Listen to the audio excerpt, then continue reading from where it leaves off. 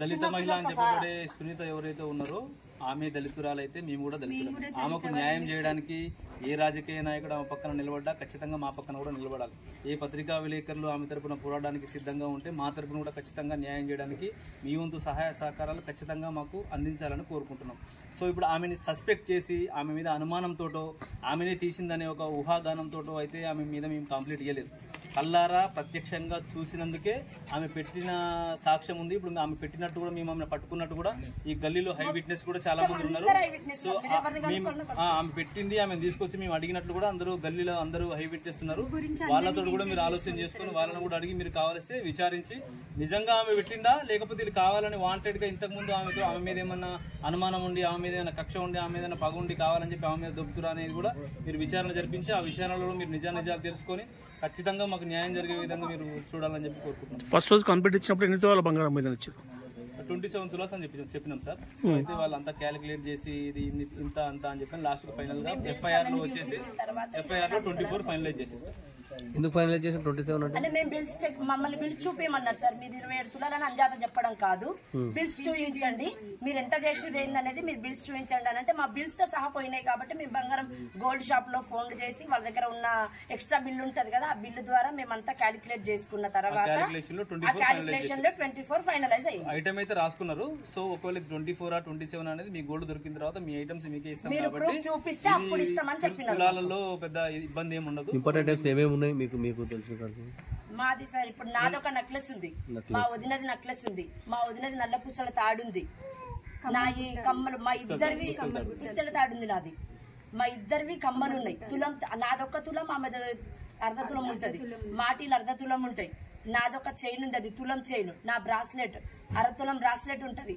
మా అన్నయ్యది తులం బ్రాస్లెట్, మా అన్న చైన్ ఉంది, 2 తులాల చైన్ ఉంది. మీరేం జాబ్ చేస్తారు? మీరు ఎక్కడ? ఇప్పుడు ఇంత కష్టపడి మీరు బంగారం సంపాదించారు, అంతా బానే ఉంది, కానీ ఆ దాని సేఫ్టీ లేనప్పుడు ఇంట్లో ఎందుకు పెట్టారు? పెళ్లి కోసం అని పెట్టుకున్నాను సార్. నేనే దరిద్రాలని పెళ్లి ఎప్పుడు ఉంది? సంబంధం కుదిరింది సార్. వాళ్ళు వస్తానన్నారు. బోనాలు అయిపోయినా బిఫోర్ డే దొంగతనం జరిగింది. బోనాలు అయిపోయినాక వాళ్ళు వస్తామని చెప్పారు. వేసుకోనికి ఉండాలి కదా, వేసుకోనికి ఉండాలి, వాళ్ళకి చూపించాలి, వాళ్ళకి ఇంత బంగారం పెట్టగలుగుతామని చెప్పి ప్రూఫ్ చూపించాలి కదా అన్నట్టు మేము అనుకున్నాం. కానీ సార్ మా ఇంట్లో మేము పని చేస్తామా? నేను ప్రైవేట్ ఎంప్లాయీ ఎయిర్పోర్ట్ లోనా? ఆ వస్తువు పెట్టిన తర్వాత మాకు సార్ చెప్పిర్రు ఆ వస్తువు ఇంకెక్కడైనా వేస్తామో మీకు ప్రూఫ్ ఉంటుంది కదా పెట్టుకోండి అనేసి. అండ్ ఇంకొక విషయం, ఆ బంగారం అంతా మేము ఒక్కసారే కొనుక్కున్నది అయితే కాదు సార్. నేను ఆమెను కొట్టిర్రో కొట్టలేదో అదంతా మాకు తెలీదు. మేము 24 తులాల బంగారం పోగొట్టుకున్నాము. మేము తండ్రి లేని పిల్లలం, మేమిద్దరం కూడా, నేను మా అన్నయ్య. చిన్నప్పటి నుంచి మా అమ్మ కూలి పని చేసి సంపాదించి మమ్మల్ని పెద్ద చేసింది. మేము కూడా రూపాయి జమ చేసుకొని నా పెళ్లి కోసం అని చెప్పి మా అన్నయ్య దాచుకున్న బంగారము ఇప్పుడు ఎవరైతే వచ్చిరో ఈ సబితా ఇంద్రారెడ్డి అనే మేడము, ఇప్పుడు అక్కడికి వచ్చిన ప్రవీణ్ రెడ్డి సార్ అనే అతను, ఇంకెవరెవరైతే వచ్చిర్రో వాళ్ళందరూ నా దగ్గరకు ఎందుకు రాలేదు సార్? ఆమెను కొట్టిర్రు, ఆమె దళిత మహిళ, ఆమెకు సహాయం చేయడానికి వచ్చిర్రు, ఓకే, మా దగ్గరకు ఎందుకు రాలేదు సార్? మేము కూడా దళితులమే కదా సార్. మేము 24 తులాల బంగారం 2 లక్షల క్యాష్ పోగొట్టుకున్నాం కదా, మా దగ్గర కనీసం పరామర్శించడానికైనా ఆమెను కొట్టడానికి రీజన్ వీళ్ళింట్లో బంగారం పోవడం వల్లనే కొట్టిర్రు, పోయి వాళ్ళని ఒక్కసారి పరామర్శిద్దామని చెప్పి మా దగ్గరకు ఎందుకు రాలేదు సార్? మీ అందరికి చేతులెత్తి దండం పెడుతున్నా. మీ రాజకీయాల స్వార్థం కోసం, మీ రాజకీయాల కుట్రల కోసం నా కేసులు డైవర్ట్ చేయొద్దు. నా బంగారాన్ని మీరు ఖచ్చితంగా ఎలాగైనా తీసుకొచ్చి మా ఇంటికి ఒప్పజెప్పేలాగా మీరందరూ మాకు సహాయం చేయాలి. మీరందరూ ప్రజల వైపే ఉంటారు. దళితుల వైపు ఉండాలనుకున్నా, మహిళ వైపు ఉండాలనుకున్నా, నేను ఒక ఆడపిల్లని, పెళ్లిగాని ఆడపిల్లని, తిరిగి 24 తులాల బంగారం సంపాదించుకోవాలంటే మా అన్న ఎన్ని సంవత్సరాలు కష్టపడాలి సార్? మీరు చెప్పండి. మేము జస్ట్ ప్రైవేట్ జాబ్ చేసుకుంటూ, పిల్లల్ని చూసుకుంటూ, నన్ను చూసుకుంటూ, ఇంత చేసుకుంటూ మా అన్నయ్య మళ్ళీ అంత బంగారం సంపాదించి నాకు పెళ్లి చేయాలంటే ఇంకెన్ని సంవత్సరాలు పడుతుంది సార్? మీరు చెప్పండి.